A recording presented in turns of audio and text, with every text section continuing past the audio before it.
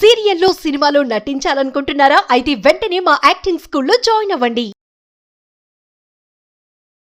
Welcome to Suman TV. నేను మీ Suman TV Nag. Kolkata ఇన్సిడెంట్కి సంబంధించినటువంటి వాటిలో రోజుకొక మలుపు, రోజుకొక ఇన్ఫర్మేషను అండ్ దీనికి సంబంధించినటువంటి వాటిలో దేశం మొత్తం చర్చించుకునే దాంట్లో ఈ రోజుకి కనుక మనం చూసుకుంటే సుప్రీంకోర్టు హీరింగ్స్ అయిపోయిన తర్వాత కూడా విధుల్లోకి జాయిన్ అవ్వమంటే ఇవాళ ప్రొటెస్టులు ఎవరూ కూడా విధుల్లోకి జాయిన్ అవ్వకుండా ఇప్పటికీ రోడ్డు మీదకి వచ్చేసి నిరసన వ్యక్తం చేస్తూ ఉన్నారు. అంటే అక్కడ ఏ రేంజ్లో జరిగి ఉంటే ఇవాళకి కూడా దీనికి సంబంధించిన 1 month అవుతున్నా కూడా నిరసనకారులు బయటకు వచ్చి నిరసన చేస్తున్నారు అనేటువంటిది దీన్ని బట్టి మనం అర్థం చేసుకోవచ్చు. అంటే ఇది యావత్ దేశం ఎందుకు ఎదురు చూస్తుంది అనేటువంటి విషయాలు చెప్పడానికి ఇంతకంటే గొప్ప ఉదాహరణ సరిపోదు మనకి. సో అది ఇప్పుడు ఉన్నటువంటి అప్డేట్స్ వరకు కనుక మనం చూసుకుంటే ఏం జరిగింది అనేది ఈరోజు మనతో పాటు హైకోర్టు అడ్వకేట్ రవీంద్రనాథ్ గారు ఉన్నారు. వారి మాటలు అడిగి తెలుసుకుందాం. Hello sir. హాయ్ అండి నాగరాజ్ గారు. సార్, ఇప్పటి వరకు జరిగినటువంటి 30 days అయిపోయిందండి, 1 month అయిపోయింది దీనికి సంబంధించి. సో ఇప్పటి వరకు ఉన్నటువంటి అప్డేట్స్ ప్రకారం కనుక మనం చూస్తే ఏ విధంగా ఉందంటారు? ఇప్పటి వరకు ఉన్న అప్డేట్స్ విషయానికన్నా ముందు నిన్న సుప్రీంకోర్టులో ట్రయల్స్ అయిన తర్వాత ఈరోజు కొన్ని చకచక పరిణామాలు అయితే బాగా అద్భుతమైన మార్పులు అయితే జరగడం జరిగింది. ఈరోజు September 10వ తారీఖున జరిగిన సంఘటన సంబంధించి చెప్తున్నాను. ముఖ్యంగా ఆర్జికర్ మెడికల్ కాలేజీలో ఉన్నటువంటి కొత్త ప్రిన్సిపాల్, అంటే సందీప్ ఘోష్ గారి ప్లేస్లో వచ్చినటువంటి కొత్త ప్రిన్సిపాల్ మానస బందోపాధ్యాయ గారు ఒక ఇనిషియేటివ్ స్టెప్ తీసుకున్నారు ఈరోజు. ఆ కాలేజీలో చాలామంది డాక్టర్లు ఉంటారు. అయితే ఈ డాక్టర్లలో కొంతమంది, ఒక 51 మంది డాక్టర్లకి ఈరోజు నోటీసులు ఇచ్చారు మానస బందోపాధ్యాయ.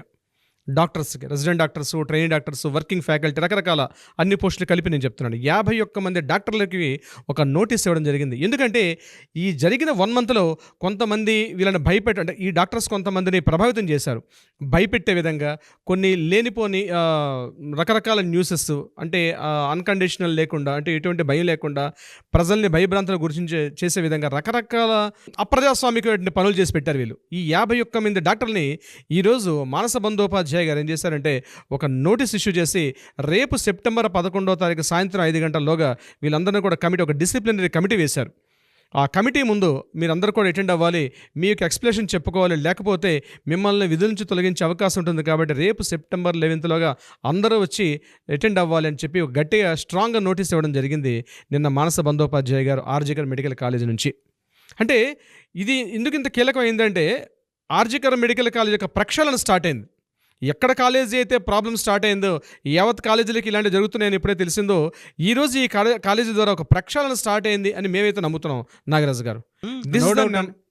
నో డౌట్ ప్రక్షాళన మొదలైంది. అంటే ఎక్కడైతే మనం సుప్రీంకోర్టు ఏదైతే టాస్క్ ఫోర్స్ వాళ్ళు కేటాయించారో ఒక కమిటీ, ఆ 10 members కమిటీ ఏదైతే చేశారో బహుశా ముందేంటంటే ఉన్నటువంటి కలుపు మొక్కలను తొలగిస్తే కానీ దీన్ని ప్రక్షాళన స్టార్ట్ అవ్వదన్న ఉద్దేశంతో మానస బందోపాధ్యాయ గారు ఆల్రెడీ ఇతను ఒకసారి సందీప్ ఘోష్ గారు లాస్ట్ ఇయర్లో ఎప్పుడైతే సస్పెండ్ అయ్యి నేషనల్ మెడికల్ కాలేజీకి వెళ్ళారో ఆ టైంలో కూడా ఇతను మానస బందోపాధ్యాయ గారు వర్క్ చేశారు. ఎగైన్ మరలా ఇప్పుడు ఈ కాలేజీలో మానస బందోపాధ్యాయ గారు పనిచేయడం అన్నది ఆయన తీసుకున్న ఇనిషియేటివ్ స్టెప్ అని చాలామంది డాక్టర్లు యాక్సెప్ట్ చేస్తున్నారు. దీనికి సంబంధించి ముఖ్యంగా IME అంటే ఇండియన్ మెడికల్ అసోసియేషన్ వాళ్ళు కూడా చాలా అద్భుతంగా రెస్పాండ్ అయ్యారు దీనికి సంబంధించిన ఈ నోటీస్ సంబంధించి. నెంబర్ 2 సందీప్ ఘోష్ విషయం.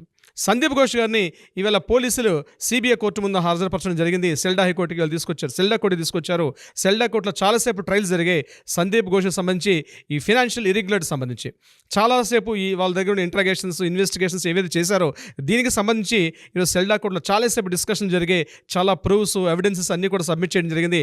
ఎగైన్ మరలా ఫైనల్గా ఏం చేశారంటే సాయంత్రం 4:20 ఈయనకి మరొక September 23rd వరకు జ్యుడిషియల్ కస్టడీని ఎక్స్టెన్షన్ చేస్తూ ఈరోజు జడ్జి గారు తీర్పు ఇవ్వడం జరిగింది సందీప్ ఘోష్ గారికి. మరలా చుక్కెదురైందని కోర్టులో. ఆయన బెయిల్కి ట్రై చేస్తున్నారు కానీ బెయిల్స్ కష్టం యాక్చువల్గా, as being an legal proceedings ప్రకారం చాలా కష్టంగా ఉంది. But at the same time ఆయనకి ఈరోజు September 23rd వరకు కూడా ఆయనకి మరలా జ్యుడిషియల్ కస్టడీ పొడిగించమని చెప్పారు. బట్ ఆ జ్యుడిషియల్ కస్టడీ టైమింగ్స్, ఆ విధి విధానం అంతా కూడా ఒక ప్రొసీడింగ్స్ ప్రకారం ఆయనకి జరుగుతూ ఉంటుంది. దీనిలో ఖచ్చితంగా ఆయన ఇబ్బందులకు గురయ్యే పరిస్థితి ఉంటుంది. సందీప్ ఘోష్ గారి యొక్క సిచ్యువేషన్స్ అన్నాయి, మరి దీనికి ఆ రేప్ కేసుకి ఇంటర్లింక్స్ ఉన్నాయా లేదండి మనకి తొందరలో తెలిసే అవకాశం కూడా ఉంటుంది. ఇదిలా ఉండగా థర్డ్ పాయింట్ మనం చెప్పుకోవాలంటే సందీప్ ఘోష్ మీద జరిగిన ఎన్ఫోర్స్మెంట్ దాడులు, అంటే ఆర్థిక అక్రమార్జనలు ఒక ప్రభుత్వ ఉద్యోగి ప్రైవేట్గా అంటే గవర్నమెంట్కి తెలియకుండా గవర్నమెంట్ నుంచి పొందినటువంటి ఇన్కమ్ని తన సొంత ఆస్తులు ఎలా అయితే కూడబెట్టుకున్నారో చాలా కూడబెట్టుకున్న మనం ఇంతకుముందు గడచిన వీడియోలు చెప్పడం కూడా జరిగింది. ఈరోజు మరలా ఈడీ వాళ్ళు కూడా ఇంతకుముందు జరిగిన ప్లేసులతో పాటు మరొక 11 ప్రాంతాల్లో ఈడీలు ఎన్ఫోర్స్మెంట్ డైరెక్టరేట్ ఈరోజు దాడులు చేశారు. దీనిలో ప్రధానంగా ఆపరేటర్గా పనిచేస్తున్నటువంటి ప్రసూన్ చటర్జీని ఈరోజు అదనంగా తీసుకున్నారు. ఆయన్ని కూడా అదుపులో తీసుకున్నారు. ఆర్థిక అవకతవకలకు సంబంధించి ముఖ్యంగా వీళ్ళు ఎక్కడైతే దాడులు చేశారో, ముఖ్యంగా క్యానింగ్ ఏరియా దాడులు చేశారు, బల్గేరియా ప్రాంతంలో సంబంధించిన దాడులు చేశారు. ఇట్లా ఈయనకి ఎక్కడెక్కడైతే ఆస్తులు ఉన్నాయో, ఎక్కడైతే గుర్తించారో ఆ ప్రతి ప్రదేశంలో కూడా అటాక్స్ చేశారు. అక్కడ దొరికినటువంటి ఆ పేపర్స్ లిస్టుని తీసుకొని అందులో ప్రసూన్ చటర్జీ అనే ఒక వ్యక్తిని ఈరోజు ఇంటర్గేషన్లో ఆయన కస్టడీలో తీసుకున్నారు. ఆయన చిత్తరంజన్ మెడికల్ కాలేజ్ ఉన్నటువంటి ఆయన ఒక ఆపరేటర్గా తెలుస్తుంది మనకి దీనికి సంబంధించి. సో సందీప్ ఘోష్కి అయితే ఒక విధంగా చెప్పాలంటే అష్టదిగ్బంధనం స్టార్ట్ అయింది. మరి ఆ ఇంటర్గేషన్లో ఉన్నటువంటి డీటెయిల్స్ అన్నవి మనకి బహుశా తొందరలోనే తెలిసే అవకాశం కూడా ఉంటుంది నాగరాజు గారు దీనికి సంబంధించి. నిన్న సుప్రీంకోర్టు ట్రయల్స్లో భాగంగా ఒక ఇంట్రెస్టింగ్ డిస్కషన్ అయితే మనం చూసామండి లైవ్ డిస్కషన్లో నాగరాజు గారు. ఆ లైవ్ డిస్కషన్లో ఎలా అంటే ఓవైపు గవర్నమెంట్ రిప్రజెంట్ చేసుకున్న కపిల్ సిబాల్ గారు మాట్లాడుతున్నారు, మరోవైపు సిబిఐ నుంచి ఉన్నటువంటి అడ్వకేట్స్ మాట్లాడుతున్నారు, అలాగే ఈ కేసుకు సంబంధించిన మరికొంతమంది అడ్వకేట్స్ అక్కడ గ్రూప్ ఆఫ్ అడ్వకేట్స్ మాట్లాడుతున్నారు. పైన ధర్మాసనం పైన ఉన్నటువంటి ముగ్గురు జేపీ పార్దీవాలా కావచ్చు, లేకపోతే Manoj Mishra, Pardiwala and chief justice అయినటువంటి చంద్రచూడ్ గారు కూడా కూర్చొని డిస్కషన్స్ అవుతున్నాయి. ఇందులో ఈ డిస్కషన్స్ చాలా ప్లెజెంట్గా జరుగుతాయి. అంటే మనం మాట్లాడుకున్నంత ఆవేశపూరితంగా ఉండవు అక్కడ డిస్కషన్స్ అనేవి. చాలా ప్లెజెంట్గా 1 by 1 ఒక డిఫెన్స్ వాళ్ళు ఒక వర్డ్ చెప్తే దానికి ఎగ్నిస్ట్ పేపర్ సబ్మిషన్ చేయడం ఇలా ఉంటుంది అక్కడ డిస్కషన్స్ అన్ని కూడా సుప్రీంకోర్టు లైవ్లో. అయితే ఇందులో ఈ డిస్కషన్ అవుతునేటప్పుడు కపిల్ సిబాల్ గారు గవర్నమెంట్ తరఫున మాట్లాడుతూ ఉంటే ఈ సిబిఐ నుంచి రిప్రజెంటేషన్ చేస్తున్న మెడికల్ డిపార్ట్మెంట్ నుంచి ఎవరైతే అడ్వకేట్స్ ఉన్నారో అతను కౌస్తుబ్ బాగ్చి అని, ఆ కౌస్తుబ్ బాగ్చి అనే ఒక అడ్వకేట్ గారు కొద్దిగా సీరియస్గా మాట్లాడడం జరిగింది. ఏ ఉద్దేశంతో అంటే దాన్ని ఫునిటివ్ ట్రాన్స్ఫర్ అంటారు. ఫునిటివ్ ట్రాన్స్ఫర్ అంటారు దీన్ని. అంటే ఏంటంటే చట్టబద్ధత లేనటువంటి ట్రాన్స్ఫర్ చేయడం, అంటే బదిలీ చేయడం అనమాట. ట్రాన్స్ఫర్స్ చేస్తూ అంటే ఎట్లాంటి బదిలీ అంటే ఏదైనా క్రిటికల్ సిచ్యువేషన్స్ వచ్చేటప్పుడు వితౌట్ ఎనీ ప్రయారిటీ లేకుండా ఇమీడియట్గా ట్రాన్స్ఫర్ చేసే విధానం మీద బహుశా అటువంటిది ఏదో డాక్టర్స్ ఫేస్ చేసినట్టున్నారు ఇష్యూ సంబంధించి. అయితే ఈ కౌస్తుబ్ బాగ్చి గారు ఏం చేశారంటే చాలా సీరియస్గా ఆ సిచ్యువేషన్ అంతా ఒక కూల్ మోడ్లో జరుగుతుంది. కపిల్ సిబాల్ గారు అపార మేధావి, సుప్రీంకోర్టులో ఆల్మోస్ట్ మోర్ దాన్ 27 years నుంచి నంబర్ ఆఫ్ కేసెస్ చూశారు. అసలు అవతల వాళ్ళని ఎట్లా డిఫెన్స్లో నెట్టాడో ఆయన తెలుసు. ఒక కీ పాయింట్ రిలీజ్ చేస్తారు, అవతల వాళ్ళు ఆవేశపడేట్టుగా చేస్తారు. ఆవేశపడిన తర్వాత తమాషా చూస్తారు. ఇది కపిల్ సిబాల్ గారికి ఉన్న నేచర్ అది. ఒకప్పుడు రామ్ జత్మాలి గారికి ఉండేది. మేము అప్పుడు లైవ్ టెలికాస్ట్ లేవు, బట్ మేము చదివేవాళ్ళం పుస్తకాల్లో. రామ్ జత్మాలి గారు కానీ లేకపోతే పాల్కీవాలా ఇట్లాంటి మహామౌలు వాళ్ళ సైటేషన్స్ మేము చదివేటప్పుడు మాకు అర్థం అవుతుంది. అట్లాంటి సిచ్యువేషను నేను ఇంట్రెస్టింగ్ పాయింట్ ఒకటి మనం చూడడం జరిగింది సుప్రీంకోర్టులో. కపిల్ సిబాల్ గారు అవతల వారిని రెచ్చగొట్టే విధంగా ఒక నోట్ రిలీజ్ చేయగానే ఇమీడియట్గా ఈ కౌస్తుబ్ బాగ్చి గారు ఏం చేసి రియాక్ట్ అయిపోయి కొద్దిగా ఆవేశపూరితంగా కొద్దిగా గట్టిగా మాట్లాడడం జరిగింది. దీనికి ఇమీడియట్గా రిటార్ట్ అయినటువంటి చంద్రచూడ్ గారు, ఇది గ్యాలరీలో మీరు లేరు, మీరు కూర్చున్న ప్లేస్ ఏంటంటే ఆల్రెడీ అడ్వకేట్స్ ఉన్న ప్లేస్లో కూర్చున్నారు, గట్టిగా ఎందుకు అరుస్తున్నారు, మీరు వాయిస్ తగ్గించండి, మీ వాయిస్ పిచ్ తగ్గించండి అని చెప్పి ఒక హుందాతనంగా చంద్రచూడ్ గారు చెప్పడంతో ఇమీడియట్గా కౌస్తుబ్ బాగ్చి గారు కూడా కొంత కంట్రోల్ అవ్వడం జరిగింది. అంటే ఎందుకంటే ఈ చిన్న సిల్లీ పాయింట్స్ కనిపిస్తాయి, కానీ ఈ సైటేషన్స్ రేపు రాబోయే న్యాయ విద్యార్థులు లా చదవాల్సిన వాళ్ళకి ఏంటంటే ఇవన్నీ కూడా ఒక థియరిటికల్ బుక్స్ ఉంటాయి అన్నమాట. ఇవన్నీ కూడా మేము రామ్ జత్మాలి గారు చేసిన ఇందిరాగాంధీ కేసు కానీ లేకపోతే రాజీవ్ గాంధీ గారికి సంబంధించిన కేసులు మేము ఇప్పుడు పుస్తకాలు చదివేటప్పుడు వెరీ ఇంట్రెస్టింగ్గా ఉంటుంది. ఏం జరిగింది పాయింట్ టు పాయింట్ మనం చదివాం, బట్ ఈరోజు లైవ్లో చూస్తున్నాం. ఇట్స్ రియల్లీ నెక్స్ట్ లా స్టూడెంట్స్కి మాత్రం నిజంగా లా చదివే స్టూడెంట్స్ ఎవరైనా ఉంటే మాత్రం ఇది ఖచ్చితంగా చూస్తే మాత్రం ఇట్స్ వెరీ ఇంట్రెస్టింగ్గా ఉంటుంది. అయితే మెడికోస్ సంబంధించి మనం పాయింట్లోకి వస్తామండి. పాయింట్లోకి వచ్చేటప్పుడు మెడికోస్ ఎవరైతే ఈరోజు ధర్నాలు హర్తాలు రాస్తారోకలు చేస్తున్నారో చెప్తున్నారైనా శాంతియుతంగా చేస్తున్నారు, చాలా పీస్ఫుల్ యాజిటేషన్ చేస్తున్నారన్న చంద్రచూడ్ గారు వినకుండా రేపు ఈవినింగ్ 5 o'clock ఇమీడియట్గా వాళ్ళ డ్యూటీస్ రిక్వెస్ట్ చేస్తూ మాట్లాడారు.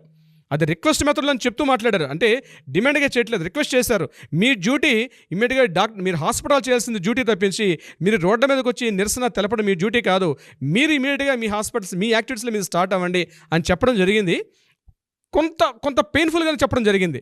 సో ఆ చిన్న పెయిన్ఫుల్ పాయింట్ని సుప్రీంకోర్టు బయట వెయిట్ చేస్తుండే డాక్టర్స్ మాత్రం కొద్దిగా డిసహార్టెడ్ అంటే దానికి కరెక్ట్గా వాళ్ళు హార్ట్ఫుల్గా తీసుకోలేకపోతున్నారు. ఏంటంటే మేము యాక్చువల్గా 3 జస్టిస్ల కోసం మాట్లాడుతున్నాం. ఒకటి జస్టిస్ వరద అభయ అని చెప్పారు, అండ్ ఎవరైతే అక్యూజ్డ్ ఉన్నాడో ఆ అక్యూజ్డ్కి శిక్ష పడాలి, at the same time Mamata Banerjee రాజీనామా చేయాలి, అట్లీస్ట్ సిపి కూడా రాజీనామా చేయాలని వాళ్ళు డిమాండ్ చేశారు. మేము ఈరోజు డ్యూటీస్లో జాయిన్ అయితే ఈ యొక్క కేసు తీవ్రత ఎందుకంటే నిరసన తెలిపే హక్కు మా ఫండమెంటల్ రైట్. ఆర్టికల్ 21 ప్రకారం నిరసన ధర్నాలు మా ఫండమెంటల్ రైట్. దాన్ని వద్దు అని చెప్పడం కరెక్ట్ కాదు. సో మేము మా నిరసన చేస్తాము. 5 o'clock మేము మరలా మా డ్యూటీస్లోకి రాము. ఎందుకంటే మేము ఏదైతే అడిగిన డిమాండ్స్ ఉన్నాయో ఆ డిమాండ్స్ మీద మీరు మాకు కంప్లీట్ చేయట్లేదు. అవి ఎలాగే ఉన్నాయి. మీరు జ్యుడిషియల్ వ్యవస్థ చేస్తున్నారు, బట్ మా డిమాండ్స్ ఏది కంప్లీట్ కాలేదు అని నిరసనకారులు ఈరోజు అయితే 5 o'clock జాయిన్ అవ్వకుండా ఎగైన్ మళ్ళీ రోడ్ల మీద వాళ్ళందరూ నిరసన తెలుపుతున్నారు. ఈవెన్ IMA కూడా, ఇండియన్ మెడికల్ అసోసియేషన్ డాక్టర్స్ కూడా దీని మీద మన సుప్రీంకోర్టు ఇచ్చిన తీర్పుని కొద్దిగా బాధపడేట్టుగా వాళ్ళు స్టేట్మెంట్ ఇవ్వడం జరిగింది. At the same time NMC వాళ్ళు, నేషనల్ మెడికల్ కౌన్సిల్ ఉన్నటువంటి డాక్టర్స్ కూడా దీనికి చెప్పడం జరిగింది. ఢిల్లీలో ఉన్న AIIMS, all Indian institute of medical science, ఆ స్టూడెంట్స్ డాక్టర్స్ కూడా దీని మీద ఇది కరెక్ట్ కాదు సుప్రీంకోర్టు జడ్జిమెంట్ అని చెప్పడం జరిగింది. అయితే ఎప్పుడైతే సుప్రీంకోర్టు స్టేట్మెంట్ రిలీజ్ అయిందో నిన్న సాయంత్రం, ఇమీడియట్గా మార్నింగ్ మమతా బెనర్జీ గారు తనకేదో ప్లస్ పాయింట్ వచ్చినట్టుగా ఫీల్ అయ్యి ఒక స్టేట్మెంట్ రిలీజ్ చేశారు. మేము రెడీగా ఉన్నాం చర్చలు చేయడానికి. నిరసనకారులు ధర్నాలు చేసేవాళ్ళు, మీ గ్రూపులో ఎవరైనా ఒక 3 members మీ రిప్రజెంటేటివ్ ఎవరైనా పెద్దవాళ్ళు ఉంటే ఇమీడియట్గా రండి, మనం కూర్చొని చర్చలు చేసుకుందామని చెప్పడం జరిగింది. కానీ వాళ్ళు డిమాండ్ చేస్తుంది ఒకటి, ఇమీడియట్గా CPని మాత్రం మీరు ఆ పోస్ట్ నుంచి తీసేయమని చెప్పడం జరిగింది. అయితే ఇక్కడ CP గారు ఇప్పటివరకు స్టేట్మెంట్ చెప్పని CP గారు ఈరోజు వెరైటీ స్టేట్మెంట్ ఇచ్చారు. ఏమన్నారంటే, నేను రిజైన్ చేయడానికి రెడీగా ఉన్నాను, కానీ మీకు జ్యుడిషియల్ సిస్టమ్ తెలియదు కాబట్టి టెక్నికల్ పారామీటర్స్ ఉంటారండి, నేను ఈ రోజుగా చేయడానికి రెడీగా ఉన్నాను, బట్ సిస్టమ్ అది కాదు, డెమోక్రటిక్లో కొన్ని సిస్టమ్స్ ఉంటాయి, స్టేట్ గవర్నమెంట్లో నేను రిజైన్ చేయలేను అని ఆయన చాలా నేగ్గా తెలివిగా తప్పించుకున్నారు మన వివేక్ గైల్ గారు అనేటువంటి CP గారు. So it's interesting. చాలా కీ పాయింట్స్ జరుగుతున్నాయి. ఒక పక్క ధర్నాలు, రాస్తా రోకోలు ఇవి జరుగుతున్నాయి. దీనికి సంబంధించి NHRC, national human rights commission వాళ్ళు కూడా ఒక గైడ్లైన్స్ ఇచ్చారు. వాళ్ళు కంప్లీట్గా ఒక గైడ్లైన్స్ ఇస్తూ వాళ్ళు ఏం చెప్పారంటే, ఏజెన్సీస్ కానీ, మెడికల్ డిపార్ట్మెంట్స్ కానీ, ముఖ్యంగా మీడియా ప్రతినిధులు కానీ ఎవరైనా ఈ యొక్క మహిళల మీద జరుగుతున్న అక్రమాలు, అన్యాయాలు, ఈ రకమైన ఈ భద్రతా పరంగా వాటి ఇటువంటి సూచనలు కానీ ఏమైనా ఇస్తే డెఫినెట్గా మేము తీసుకొని ఒక ఎజెండా తయారు చేసి ఒక ప్రోలోగ్ తయారు చేసి మేము అన్ని డిపార్ట్మెంట్స్కి ఇంప్లిమెంటేషన్ చేస్తామని చెప్పి నేషనల్ హ్యూమన్ రైట్స్ కమిషన్ కూడా ఈరోజు ఒక నోటీస్ రిలీజ్ చేయడం, ఒక ఇన్ఫర్మేషన్ కూడా ప్రెస్ నోట్ రిలీజ్ చేశారు. ఇదిలాగా ఉంటే నిన్న జరిగిన సుప్రీంకోర్టులో ఏదైతే కాస్త ఫేవరబుల్గా మమతా బెనర్జీ గారు, అంటే ఫేవరబుల్ కాదు బట్ ఫేవరబుల్గా అన్వయించుకునే పనిలో ఇమ్మీడియట్గా TMC లీడర్స్ కొంతమంది దీన్ని అడ్వాంటేజ్ తీసుకొని ఇమ్మీడియట్గా ఎక్స్లో కూడా పోస్టులు చేయడం మొదలుపెట్టారు. ముఖ్యంగా శత్రుఘ్న సిన్హా, పాత సినిమా యాక్టర్ శత్రుఘ్న సిన్హా ఒక స్టేట్మెంట్ రిలీజ్ చేసేసాడు. ఆయన ఏమంటాడు, ఈరోజు ఎవరైతే చేస్తున్న డాక్టర్స్ వీళ్ళు ఇప్పటికైనా దిగి చేసుకుంటే మంచిది, ప్రభుత్వం మేము ఆ పనిలో ఉంటాము, మేము మా చర్యలు మేము తీసుకుంటాం, మాకు తెలుసు ఎట్లా ప్రజలను చేయాలో, సంఘటన జరిగింది కాబట్టి దీనిని పెద్ద సంఘటన కాదు, ఇది చాలా చిన్న సంఘటన, దీన్ని దేనికో ముడిపెట్టి మీరు ప్రభుత్వాన్ని కూల్చే ప్రయత్నం చేస్తున్నారు అని చెప్తూ ఆయన ఒక స్టేట్మెంట్ రిలీజ్ చేయడం జరిగింది. అది కూడా మనకి ఎక్స్లో కనిపిస్తుంది. ఇదంతా ఇంట్రెస్టింగ్ ఉంటే మమతా బెనర్జీ గారు మరొక ప్రెస్ నోట్ రిలీజ్ చేశారు. లాస్ట్ ఆల్మోస్ట్ మన ఈ యొక్క కంటెంట్ మనం మాట్లాడుకునే సందర్భానికి బిఫోర్ ఆవిడ ఒక ప్రెస్ నోట్ రిలీజ్ చేశారు. ఆవిడ ఇచ్చిన స్టేట్మెంట్ బహుశా రేపు రాజకీయాల్లో కొంత సంచలనం కూడా రేకెత్తించే విధంగా ఉంది. అదేంటంటే, ఇది బంగ్లాదేశ్ కాదు, బంగ్లాదేశ్లో ప్రజల్ని అక్కడ వెళ్ళి అజిటేషన్ చేసి ప్రభుత్వాన్ని కూల్చేశారేమో, ఇది బంగ్లాదేశ్ కాదు, ఇది బంగ్లా, గుర్తుపెట్టుకోండి అని మోడీ గారికి ఇండైరెక్ట్గా అంటే BJP వాళ్ళు, నిరసనకారులు వీళ్ళందరూ కూడా తన పార్టీ TMC అంటే ఆపోజిట్ పార్టీ వాళ్ళు ఏదైతే అజిటేషన్ చేస్తున్నారో తెలియకుండా బంగ్లాదేశ్లో జరిగింది, బహుశా అట్లాంటిది ఇక్కడ మీరు జరుగుతుందని ఊహిస్తున్నారేమో, అట్లాంటిది జరగదు, ఇది బంగ్లాదేశ్ కాదు, ఇది బంగ్లా, మీ ఆటలు ఇక్కడ సాగవు అని చెప్పి ఒక స్ట్రాంగ్ కౌంటర్ పాయింట్ ఇచ్చారు మమతా బెనర్జీ గారు.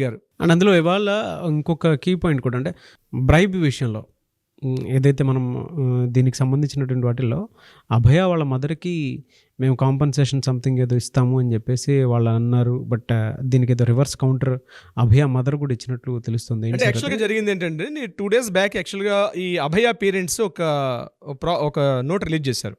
అంటే ఈ నిరసనకారులతో పాటు ధర్నాలు చేస్తూ ఒక ఇన్ఫర్మేషన్ చెప్పడం జరిగింది. ఏంటంటే, ఎక్కడైతే మా అభయాన్ని క్రిమేషన్ జరిగిందో, ఎక్కడైతే అంత్యక్రియలు జరిగే ప్రదేశంలో మాకు ముఖ్యంగా నార్త్ డీసీపీ ఉన్నటువంటి వ్యక్తి మా దగ్గరకు వచ్చి కొంత బ్రైబ్, కొంత లంచాన్ని ఇవ్వజూపాడు. సో మేము తీసుకోలేదు. అంటే లంచం దేనికి, బహుశా ఈ యొక్క యాజిటేషన్ని మీరు తీసుకొని మీరు తగ్గితే మంచిది అన్నట్టుగా మాకు ఇవ్వడానికి ప్రయత్నం చేశారు. అట్ ద సేమ్ టైం మాకేంటంటే మా బంధువులతో కూడా వైట్ పేపర్స్ మీద సంతకాలు తీసుకునే ప్రయత్నం చేశారు, కానీ మేము దాన్ని రివర్స్ చేసామని ఒక 2 days బ్యాక్ మన అభయ వాళ్ళ పేరెంట్స్ ఒక స్టేట్మెంట్ ఇవ్వడం జరిగింది. అది అఫీషియల్గా ఇచ్చారు కూడా స్టేట్మెంట్. అయితే దాన్ని ఉద్దేశిస్తూ ఈరోజు మమతా బెనర్జీ గారు కౌంటర్ పాయింట్ చెప్తూ మన రాష్ట్రంలో అటువంటి ప్రయత్నాలు మేము ఎప్పుడు చేయలేదు, ముఖ్యంగా పేరెంట్స్కి మేము ఎటువంటి మేము కానీ మా గవర్నమెంట్లో ఉన్నటువంటి ఏ యొక్క అధికారి కూడా అటువంటి స్టేట్మెంట్స్ ఇవ్వలేదు అని చెప్పి ఆయన గట్టిగా మమతా బెనర్జీ గారు గట్టిగా ఒక రివర్స్ స్టేట్మెంట్ ఇవ్వడం జరిగింది దీనికి సంబంధించి. But what ever the reason అంటే వెనక నుంచి కనుక మనం చూసుకుంటే కొన్ని పరిణామాలు కనుక చూస్తే త్వరితగతిన న్యాయం జరిగే అవకాశం డెఫినెట్గా ఈ ఇన్సిడెంట్కి సంబంధించింది ఉంది అని చెప్పడంలో ఏమాత్రం సందేహం లేదు. ఏదేమైనా we want justice, we demand justice. Thank you so much Ravindranath గారు. Thank you so much Nagaraj గారు.